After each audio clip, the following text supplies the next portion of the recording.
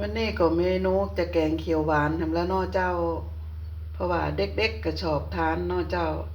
เอากะทิเป็นกล่องมาเนาะเจ้าแล้วก็ซื้อเขียงแกงมา2 ขีดนะเจ้าเขียงแกงก็ซื้อมาเนาะเจ้าบ่ได้ทำเองนี่จ้ะพอกะทิมันแตกแล้วก็เอา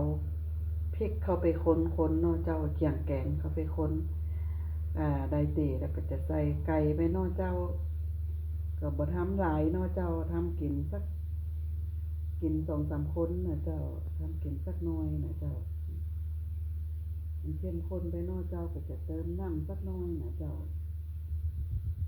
เติมน้ำไปสักหน่อยนะเจ้าเนาะค่ะในประมาณนี้นะเจ้าแล้วก็จะเติมน้ำตาลไปนะเจ้าก็จะเพิ่มน้ำตาลไปเนาะ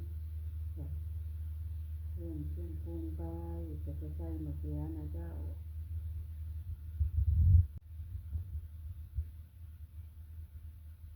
ใส่มะเขือลงไป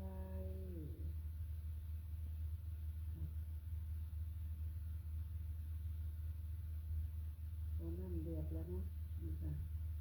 ใส่เสร็จปุ๊บแล้วเนาะก็เอาพริกเข้าไปเนาะเจ้าพริกก็ใส่เพิ่มสีสันเนาะเจ้าใส่เพิ่มสีสันกระใบโหระพาจะพร้อมเสิร์ฟแล้วนะเจ้าใส่ใบโหระพาแล้วเนาะหอมๆเนี่ยเจ้าเป็นแกงมาทานด้วยกันเนาะเจ้าจะกินกับข้าวสวยก็ได้เนาะกินกับขนมจีนก็